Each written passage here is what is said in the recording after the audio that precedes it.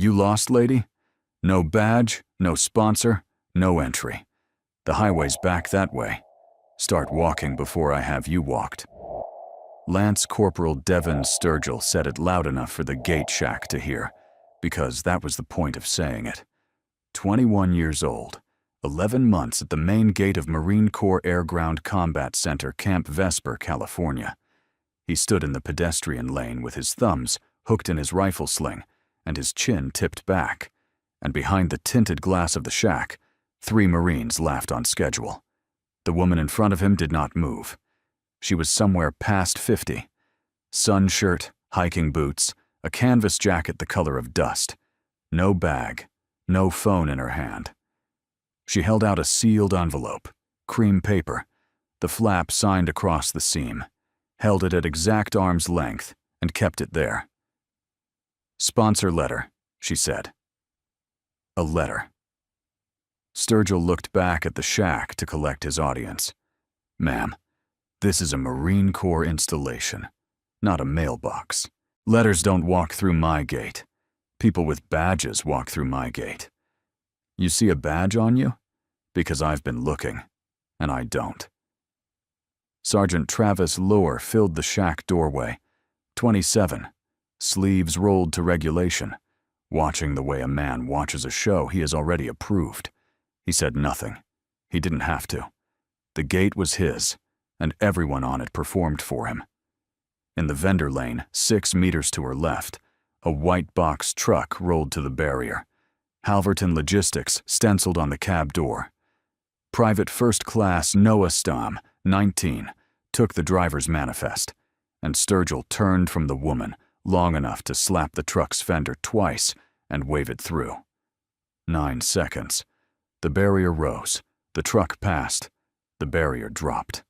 The cargo door never opened. The bolt seal on the latch never got touched. 9 seconds. Gate to gate, on an installation standing at Force Protection Condition Bravo.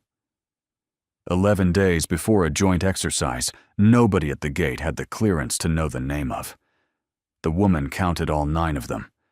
Her eyes went from the truck's plate to the camera mast above the shack, to the second mast by the visitor lot, to the wedge of dead ground between the final denial barrier and the fence line where neither camera reached. One sweep, half a second. Then her eyes came back to Sturgill and were nothing at all. "Pedestrian lanes closed to you, ma'am," Sturgill said. "That's the whole conversation. Off the approach." She lowered the envelope, turned, walked.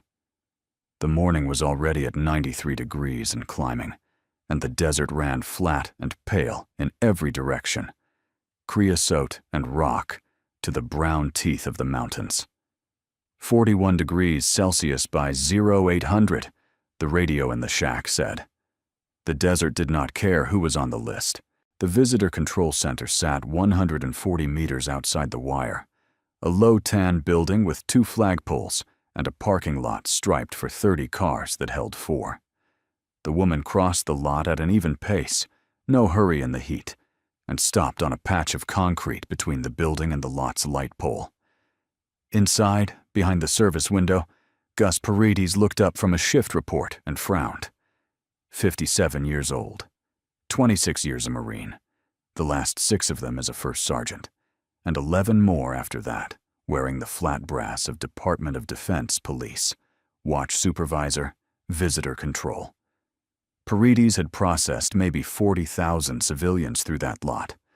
Lost tourists drifted to the shade. Contractors clustered at the door. Angry people came straight at the window. Nobody stood there. The spot she had picked was the seam, the one piece of pavement where the coverage of camera 6 and camera 9 overlapped, where a person was on 2 recordings at once and could see both approaches and the gate at the same time.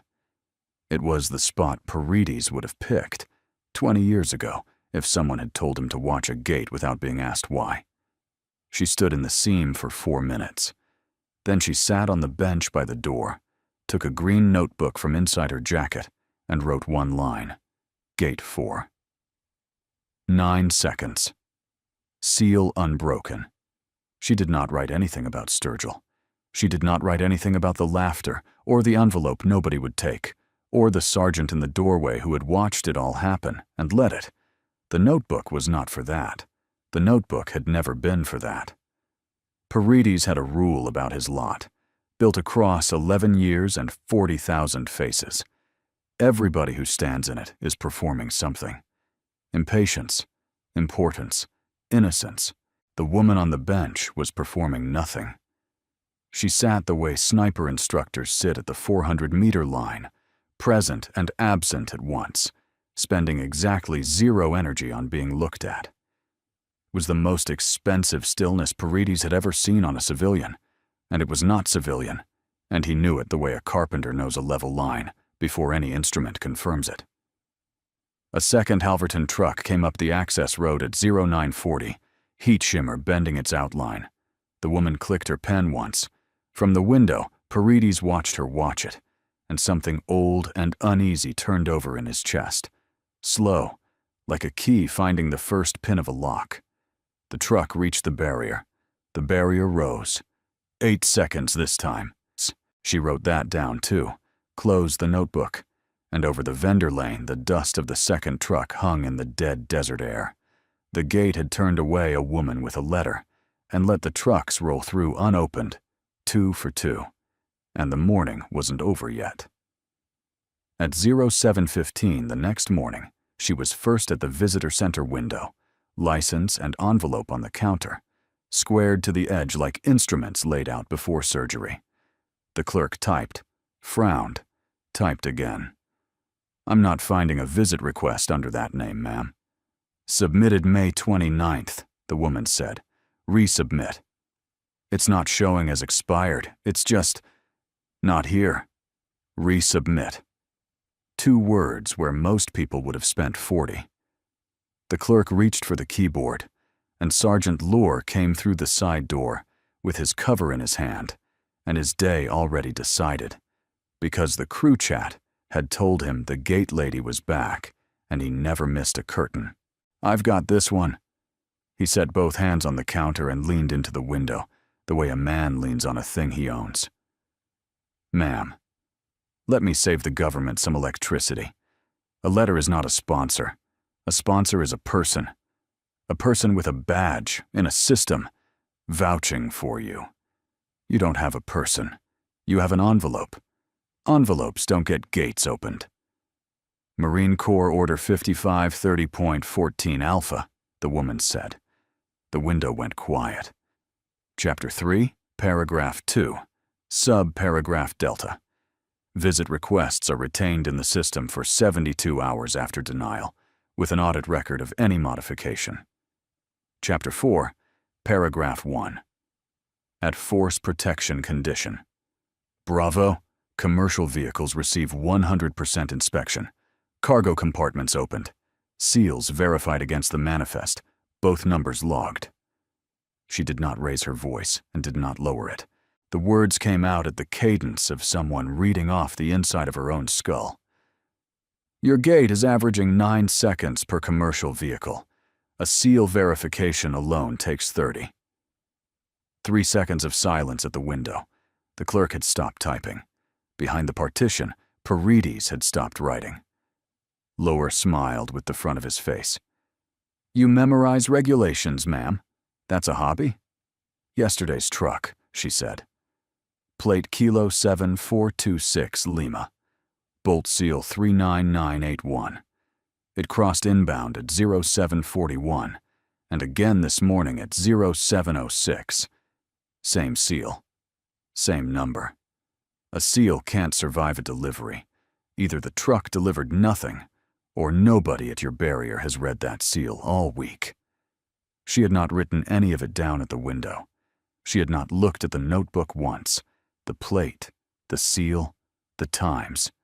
They came up out of her, the way rounds come out of a magazine, one after another, already loaded. Doors behind you, ma'am, Lower said. Come back with a person. She picked up the license and the envelope, squared them again, and went out into the heat. Through the window, Lower watched her cross to the bench, and his jaw worked once, The smallest tell of a man recalculating an opponent he had already filed as nothing. Paredes waited until Loer was gone.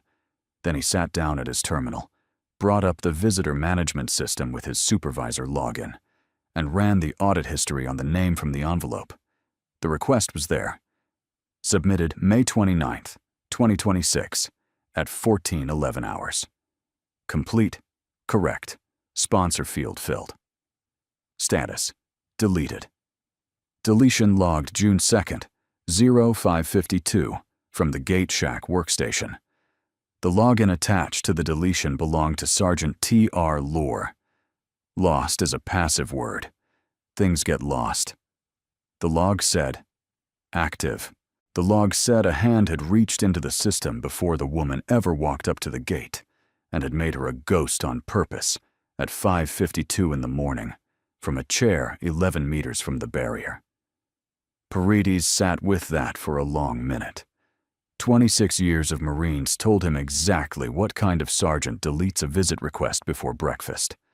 11 years of DOD police told him exactly how much paper it would take to prove why. He looked up from the screen, through the window, to the bench.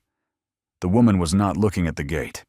She was looking at the camera mast above his window, at the bracket where the housing had been remounted at the wrong angle after the March windstorm, the one work order from the spring backlog that had never been closed out, the 4-degree tilt that shaved coverage off the pedestrian approach, and that nobody, in 11 weeks, had noticed. She had been on the installation's doorstep for 26 hours. Paredes turned off the monitor, sat back, and said to the empty office very quietly, "Who are you, lady?" By day 4, the gate crew had a name for her, and the name had a photograph, and the photograph had a group chat. Sturgill took the picture from the shack window at 400 millimeters of digital zoom. The woman on the bench, hat brim down, notebook open. He posted it at 21:17 with the caption, "Day 3 of the Gate Lady siege. She thinks it's the airport." 11 laughing emojis came back in 9 minutes. Sergeant Loer replied with a single crown, and that settled the hierarchy of the joke. The king had blessed it. Private First Class Stom watched the chat fill from his rack in the barracks. His thumb hovered over the thread for a while. He typed nothing, put the phone face down on his chest, and stared at the springs of the rack above him. 19 years old, and learning, in real time, the exact weight of a laugh he didn't laugh. Day 4, 0930. The woman crossed the visitor lot in the climbing heat, and the gate loudspeaker crackled, and Sturgill's voice rolled across the open ground, official and bored. "Attention, visitor. The petting zoo is closed." Laughter carried from the shack, thin across 140 meters. The woman did not break stride, did not look over.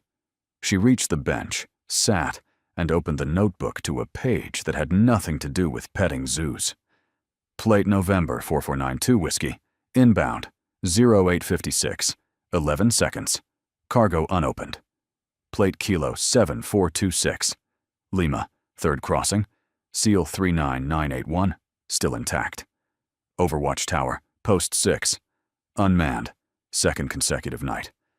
All of it from memory, in order, entered in a hand, as level as a printed line.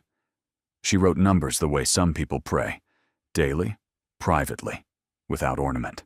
That night, she walked the public easement that ran along the fence line east of the gate, an ordinary woman taking an ordinary walk at sunset, and stopped in a piece of darkness 110 meters from Post 6. The tower stood against the purple sky, a box on stilts with a 360 catwalk, and its windows were black. No silhouette, no radio click, no challenge. The Post 6 roster on the clipboard inside the shack, she had read it through the window at the counter 2 days ago, upside down in the 4 seconds it took Lower to lean on the glass, showed Post 6 signed as manned, 2000 to 0400, every night that week. Sergeant T. Loer, signing supervisor. She stood in the tower's blind cone, dead center, the exact piece of ground a manned post existed to deny, and gave it 3 full minutes to challenge her. The desert ticked and cooled. Nothing called out. Nothing moved. A signed roster and an empty tower. A gate that performed security at pedestrians and waved cargo through in 9 seconds. She wrote one more line in the dark, by feel. They guard the gate from people and leave it open for trucks. Day 5, late morning, the heat already brutal.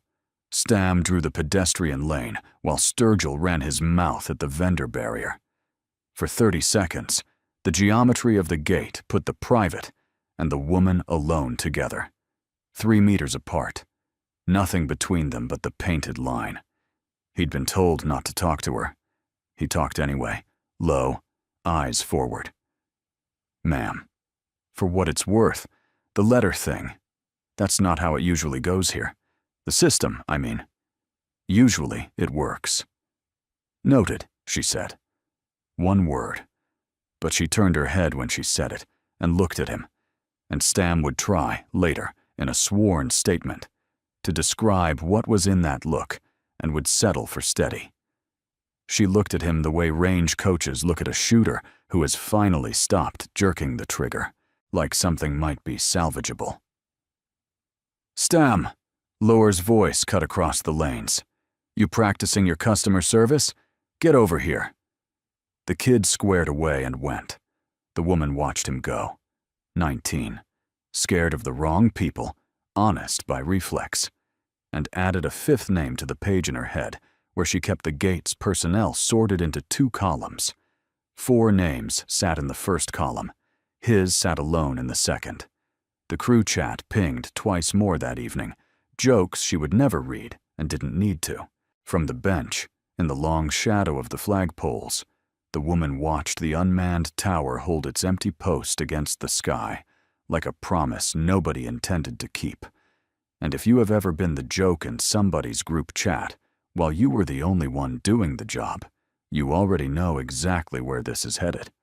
So subscribe to Honor Tales, because in 4 days, this gate is going to learn her name, and every Marine on it will wish he had checked the trucks instead of the lady. Sergeant Lower stopped laughing on day 5, and that was worse. At 0630, he sat at the gate shack workstation with his coffee and his audience, and composed a suspicious person report, the way other men compose wedding toasts. He read it aloud as he typed. Female, approximate age, 50s. Repeated attempts to access the installation without credentials. Persistent loitering with line of sight to the gate. Asks probing questions regarding security procedures. Observed taking notes. Possible pre-operational surveillance. He leaned back. Gentlemen, that is how it's done. Wolves don't explain themselves to sheep. Paper does. The flag went into the system at 0638. By 0700 her name, the name off the license she had shown at the window, her actual name, which not one of them had thought to run anywhere that mattered, carried a marker that would ping every law enforcement terminal on the installation if she so much as renewed a library card. The bar letter came next. Trespass warning, prepared for the installation commander's signature block, citing unauthorized photography of a restricted area. The woman had not raised a phone once in 5 days. There was no photograph, no incident number, no witness statement. And then there was a witness statement, because Lohr printed one and slid it across to Sturgill, who signed it without reading past the first line. Grinning, proud to be useful, he slid a second sheet to Stam. The gate log, amended. Visitor contact, day 2, now described the woman as hostile and non-compliant toward gate personnel. Stam read it twice. I wasn't on post for that, Sergeant. You're on the access roster for that day. On the roster, yeah. On the vendor lane. I didn't see her be hostile. She just stood there. Lower looked at him for a long, instructive moment. The look sergeants of a certain kind Keep for privates who develop reading comprehension at inconvenient times. Then he took the sheet back, wrote his own name on the witness line, and said, "Be smarter, Stam. Watch how this place actually works." Stam watched. That was the problem. He was watching everything now. At the visitor center window, the woman's daily access request denied itself before the clerk finished typing. The new flag, doing its automated work, turning her red in every system that could see her. The clerk's ears went pink. "Ma'am, I'm sorry, it's not letting me." "Print it." The clerk printed the denial slip. The woman read the reason code at the bottom, the flag's case number, 11 digits, which she committed to memory in the time it took to fold the page. Thanked the clerk in 2 words, and filed the slip into the green notebook, which now held 7 days of the gate's life, reduced to entries that would survive cross-examination. She spent the morning on the bench, hat down, and timed the vendor rush. 4 commercial vehicles between 0900 and 0920. 41 seconds of total inspection time across all 4. 0 cargo doors opened. The math was 4 trucks, 41 seconds, and 30 seconds was the minimum for 1 honest seal check. The gate was not cutting corners. The gate had removed the corners and paved over where they had been.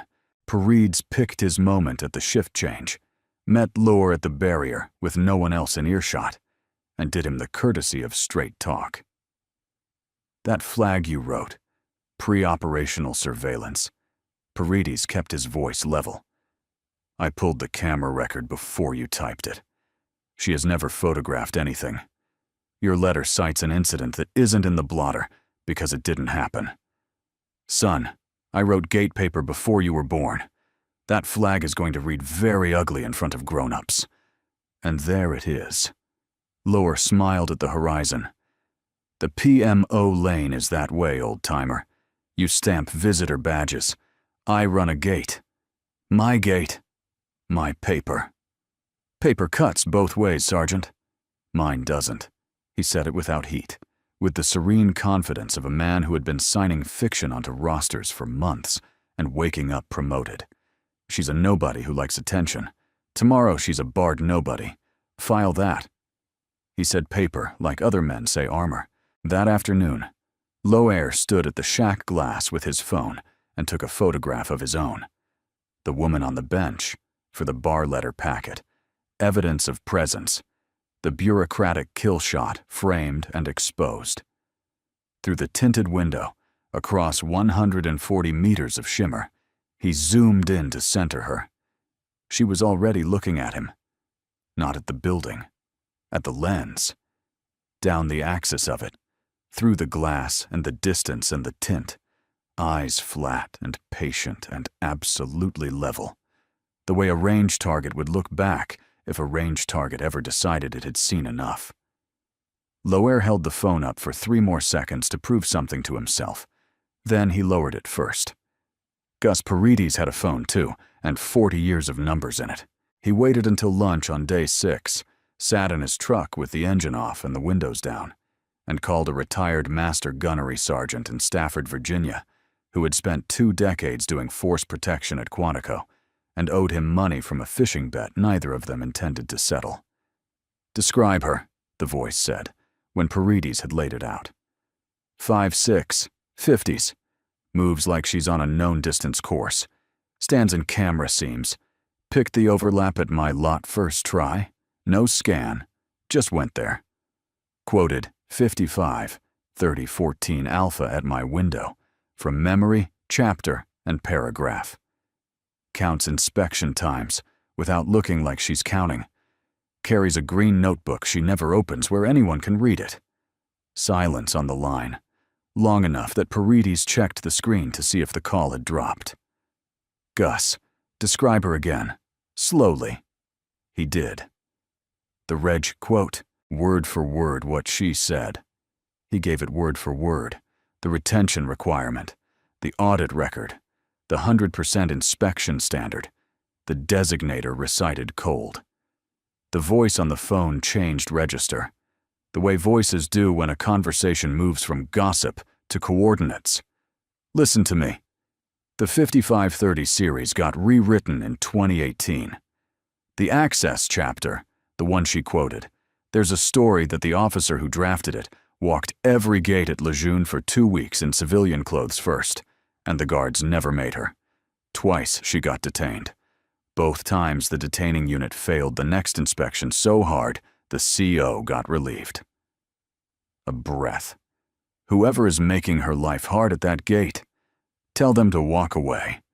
Today. And Gus, don't be standing next to them. The call ended. Paredes sat looking at the gate through his windshield for a long time. Then he walked to the bench and sat down beside her, and for 1 full minute said nothing at all. 2 old professionals in the heat, watching the same gate fail the same ways. 26 years, he said finally. First Sergeant of Marines. 11 more on this lot. I know what the camera seam is. I know maybe 9 people alive who'd find it without being told. He turned his head. If you're who I'm starting to think you are, why are you letting them do this to you? The woman watched a Halverton truck clear the barrier. 10 seconds. Have to see it, she said. 3 syllables. Paredes exhaled slowly, like a man reading a forecast and finding the storm already inland. Have to see it. Not catch them, not punish them. See it. All the way down, every deleted request and empty tower and signed lie, witnessed personally, sealed in a green notebook, irreversible. They're going to cross a line, he said. Lower. He doesn't stop at paper when paper's slow. I know. You're counting on it. She didn't answer that, which was an answer. Paredes made one more stop that evening. The shack steps, off the record. Lore backlit in the doorway. Last free advice, Sergeant. Pull the flag. Shred the letter. Open your trucks. Whatever you think she is the opposite. And the distance between those two things is the rest of your career. She got to you, too. Lower shook his head, almost kind. She's a nobody with a library card, First Sergeant. And tomorrow, she's a barred nobody. Crew briefs at 1800. We're tightening up. Tightening up meant no bench, no lot, no shade for the gate lady. It meant Sturgill grinning, and Stam studying his boots, and 4 Marines pretending a 53-year-old woman in a sun hat was a breaching threat, while the trucks rolled through behind them at 9 seconds apiece. From the lot, the woman read the new posture in a single sweep. The repositioned sentry, the chairs turned toward her bench, the small, hard theater of it, and wrote one line. They're closing the only honest lane they had. In his truck, in the dark, Gus Paredes sat with his hands on the wheel and the engine off, looking at the most ordinary gate in the Marine Corps, the way a man looks at a fuse already lit. Because the only person on that whole installation who knew what was coming was the one they'd flagged as suspicious. And if you want to be standing somewhere safe when it arrives, subscribe to Honor Tales, because the answer to who she is shows up in 2 days, flying 4 stars, and it does not use the visitor lane. 106 miles south, in a motel that rented by the week, the woman who was not a nobody laid her gear on the bedspread in a line. Driver's license. The sponsor letter, still sealed. Its seal now a piece of evidence in its own right. The green notebook, a secure phone, face down. A wristwatch, turned so the face rode the inside of her wrist, the way she had worn it for 31 years, so the glass would never catch light and give away a position. Old habits do not retire. They just change duty stations. Last, from the bottom of the bag, a brass challenge coin worn smooth at the edges, a gate tower stamped on one face, and on the other, letters almost rubbed away. Rampart. Embassy Detachment, September 2012. Her name was Corinne Ashby, Major General Corinne Ashby, United States Marine Corps. 53 years old, born 1973, commissioned in 1995 out of a state school nobody famous attended. military police, force protection, 20 deployments worth of gates and wire and doors that had to hold. Director, for the last 3 years, of a red cell with a classified name and a simple charter. Walk up to the Department of Defense's locked doors dressed as nobody and find out which ones were actually locked. General Victor Sloan, 4 stars, Commanding General of Marine Corps Forces Command, had handed her this tasking himself in a corridor in 11 words. Vesper hosts the exercise in June. Walk its gate, personally. That was the job. The job was not the reason she could quote the access order from memory. She could quote it from memory because she had written it. And she had written it because of September 2012. The flashback came the way it always came, in the smell of smoke that wasn't in the room. A capital city in North Africa coming apart on a Tuesday. An embassy compound with 206 souls inside and 1 main gate. And outside it, a street filling up with men and fuel and intent. Lieutenant Colonel Corinne Ashby, 39 years old, commander of the Security Augmentation Element. 11 Marines, 1 gate, 6 hours. A gate is a promise. That was the whole doctrine. Everything she ever wrote later, compressed. Open for yours, closed to the wolf, both at once. Or it isn't a gate. It's just a place where the fence is weakest. For 6 hours they kept the promise. 41 civilians came down the evacuation lane in groups of 4 and 6. Embassy staff, contractors, 2 families from the school. And the gate opened for every one of them and closed behind them. 11 Marines holding 200 meters of open ground by fire discipline and arithmetic. She ran the gate from the wall above it with a radio in one hand, and the net that night gave the position a call sign because positions need names when everything is burning. Rampart. The wall. By 0300, the men on the net had stopped saying the wall and started saying her. Rampart 6. Gunnery Sergeant Daniel Brassard, 36, a slab of patience from Lafayette, Louisiana, held the wire at the pedestrian breach for the last group. The last group was a family of 5 moving too slow, and Brassard went out to bring them in, and brought all 5, and did not come back through himself. She carried the youngest the final 50 meters, a girl, maybe 6, in a yellow dress gone gray with smoke, with the child's face pressed into her neck so she wouldn't see the wire.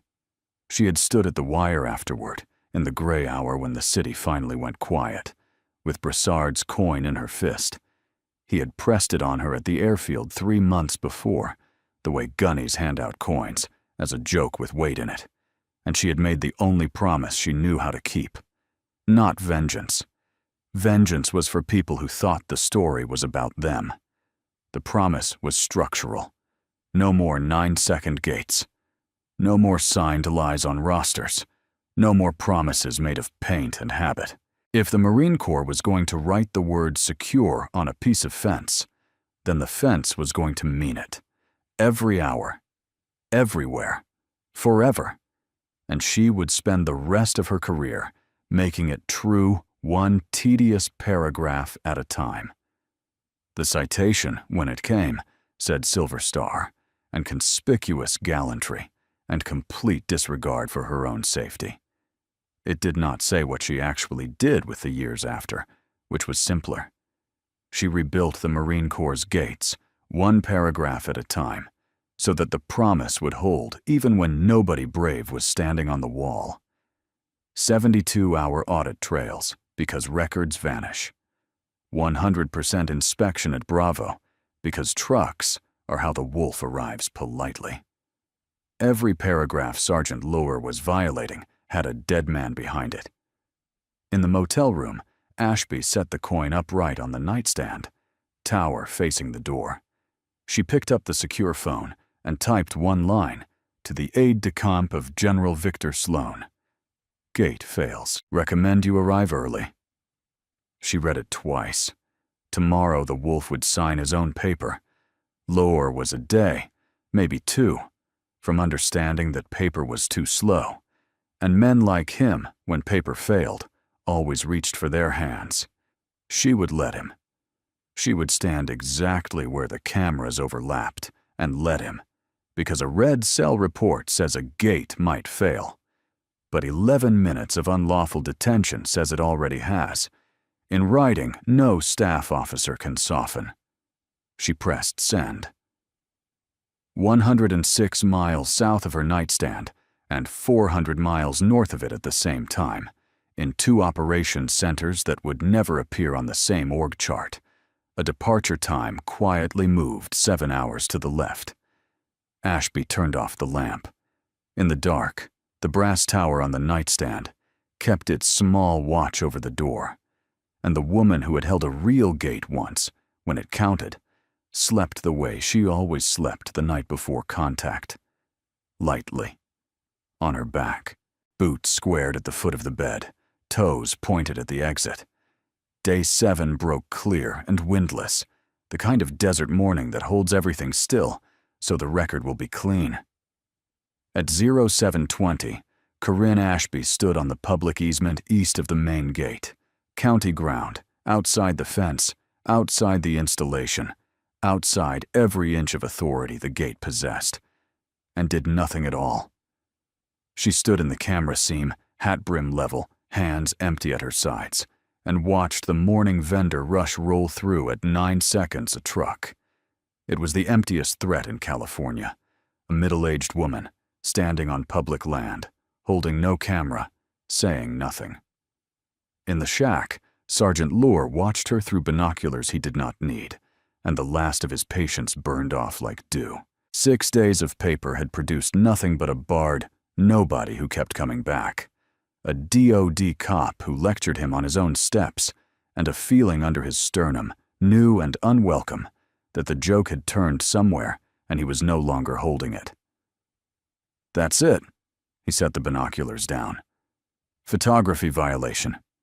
Suspect detained pending PMO Sturgill with me. Stam started. Sergeant, she's outside the door stom. They crossed the lanes 2 abreast. Ashby watched them come the whole way, 140 meters, and the thing she felt was closest to what a range officer feels, watching a shooter commit to a bad position, a clinical, almost gentle finality. Lower arrived already talking. Ma'am, you are being detained pending investigation of unauthorized photography of a restricted area, and took her upper arm in a full hand. She offered nothing. No stiffening, no protest, no wait. She matched their pace so exactly that from the shack it looked almost voluntary, a woman being escorted rather than seized, which was its own kind of evidence, because compliance that clean leaves the force on the books with nowhere to hide. Sturgill held her other arm and played it big for the crew, chin up, grip showy. Should have started walking when I told you, lady, he said. She said. The holding room at the back of the gate shack was 3 meters by 3, 1 table, 2 chairs, a bench bolted to the wall, and a window that faced down the access road toward the south. They put her on the bench at 07:26. No rights advisement, because they had none to give. No call to the provost marshal's office, because PMO would have asked questions with correct answers. No female escort. No authority. 2 gate sentries holding a civilian, off installation, on a charge invented at a workstation, in a room with no camera. She noted the time on the wall clock and started the count. Loair went through her phone like a man certain of buried treasure.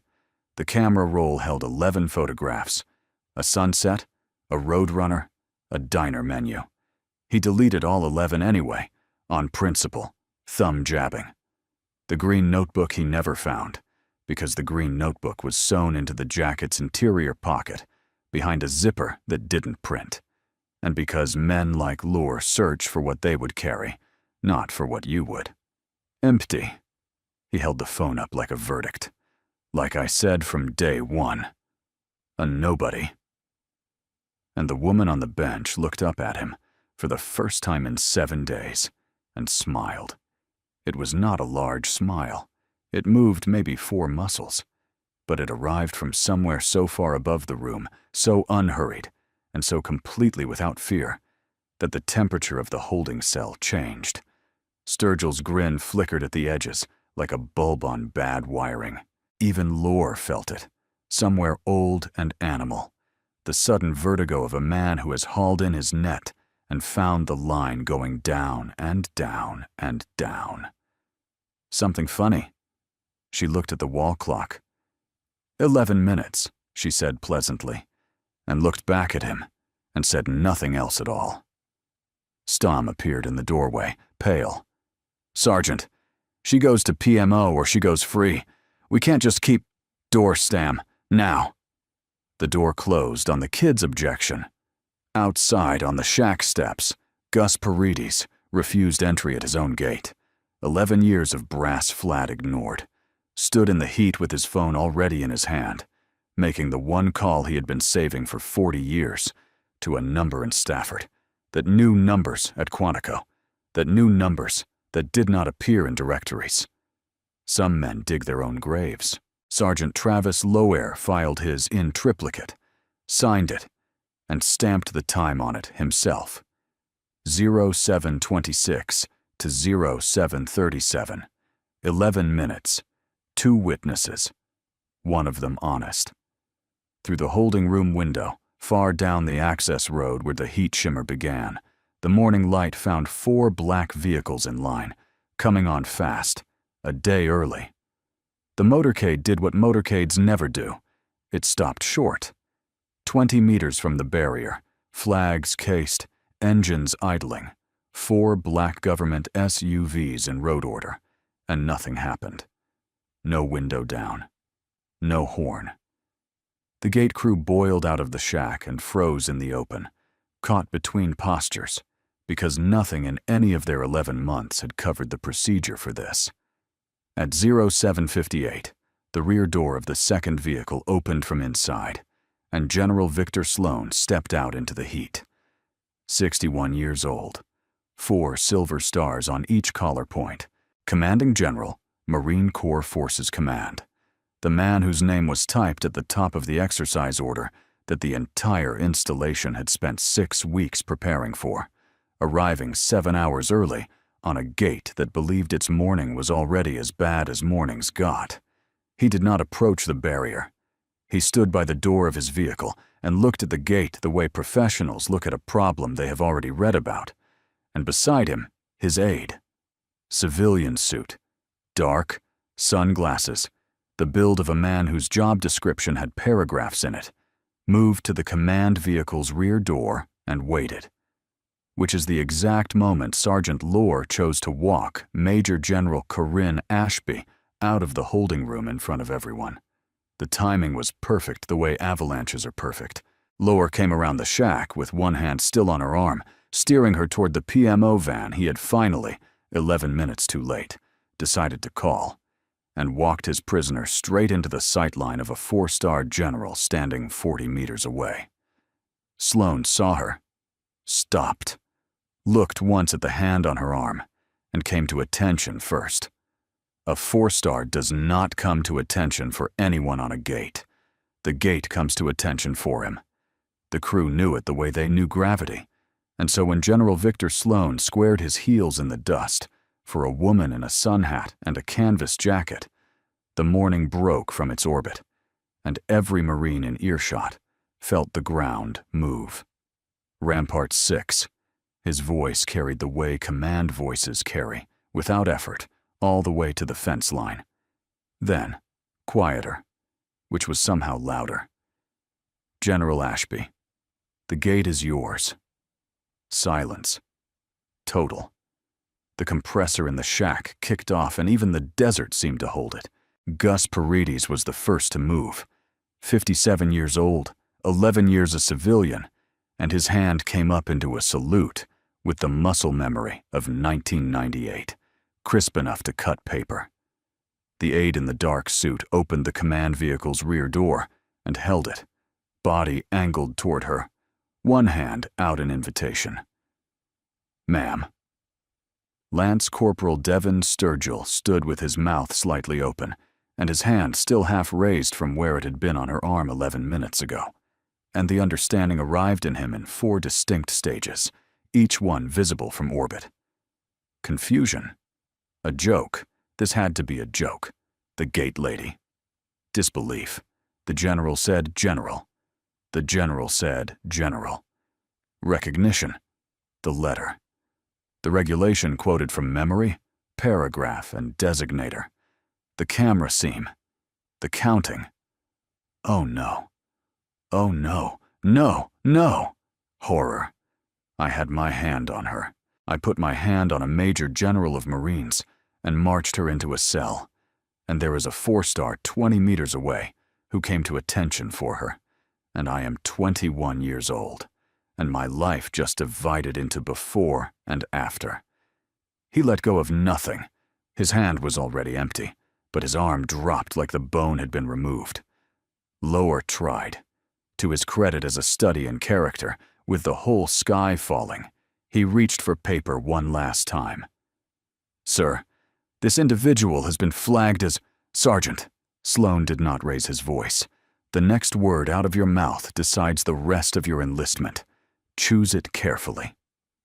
There was no next word. Ashby crossed the lane at her own pace. She stopped in front of Sloan, and from the interior pocket that no search had found, she took the green notebook and put it in his hands. 7 days. Every entry timed and initialed. 9 seconds per commercial vehicle. 31 trucks uninspected, seal numbers logged and repeating. Post 6, unmanned 3 consecutive nights. Roster signed as manned, signing supervisor's name on every page. 1 visit request deleted from the gate workstation at 0552 before my first approach. 1 fabricated photography violation. 1 suspicious person flag. And 1 detention this morning, without authority, without notification, without cause. 11 minutes. She paused. Witnessed. The PMO van that Lure had called for her arrived, at last, in time to be reassigned. 2 military police officers stepped down, took 1 look at the tableau, and understood with professional speed which direction the morning was actually pointing. Sloan handed the senior of them the notebook and said 5 words. "Sergeant Lower is relieved. Receipt." They walked Lower to his own van past his own crew. His face had finally found an expression that fit it. The gray, pin-drop stillness of a man hearing his paper read back to him. Ashby moved toward the held door. Level with Sturgill, she stopped. 21 years old, vibrating. Eyes fixed on the middle distance like a man awaiting sentence. She regarded him for 1 second, with the same flat patience she had given his lens through the glass, and gave him back his own benediction. 3 syllables. "Start walking." Then Major General Corinne Ashby got into the seat held open for her, and the door closed behind her like a verdict, and the barrier rose, and the gate that had turned her away for 7 straight days rendered honors in a frozen line, as the motorcade carried her through it at last. Through the fast lane, the one without questions, the one reserved for people the institution knows. Inside the wire, the reckoning moved at the speed of an audit trail, which is to say, faster than anyone guilty ever expects. The deleted visit request rose from the system intact. Deletion stamp attached. 0552. Loar's login, 4 hours before she had ever approached his lane. Premeditation with a timestamp. The roster told its own story in 14 falsified entries. And the trucks unraveled by lunch. NCIS met the next Halverton vehicle at the barrier, opened the cargo door that 9 seconds had been protecting all week, and found generator components walking off the exercise build site at a rate of 1 pallet per crossing. A site foreman named Carl Dutton had been paying the gate crew's favorites in cash and game consoles to keep that door shut, and the seal that never broke was the receipt. 31 uninspected crossings, 11 minutes of unlawful detention, 72 hours from motorcade to charge sheet.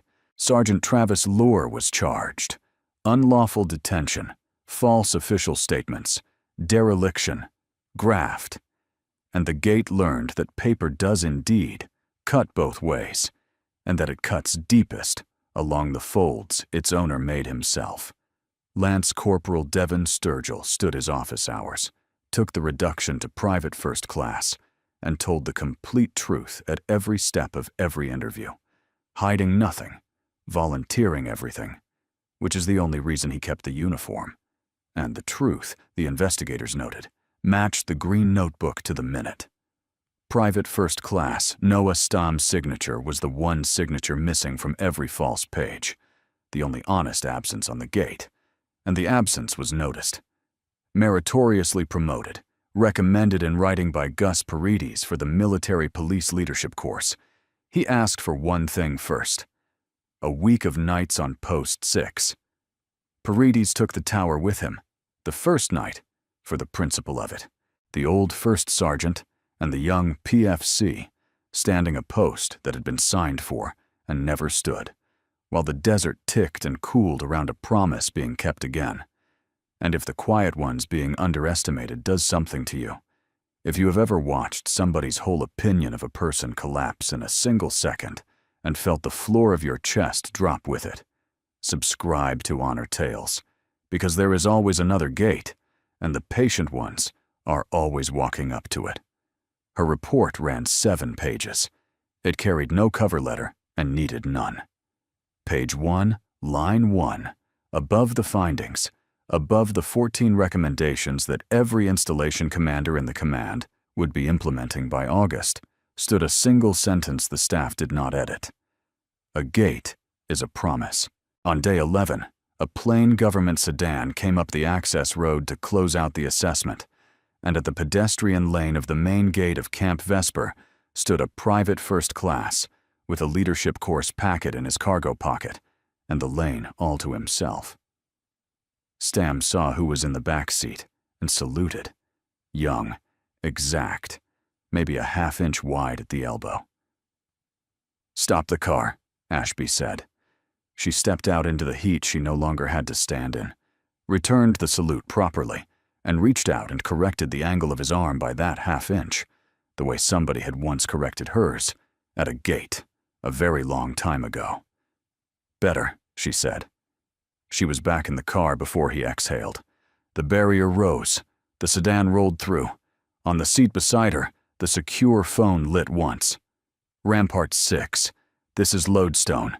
The pier gate at the Red Sea port is standing open when it should be closed. Same wolf. Bigger door." Corinne Ashby read it twice.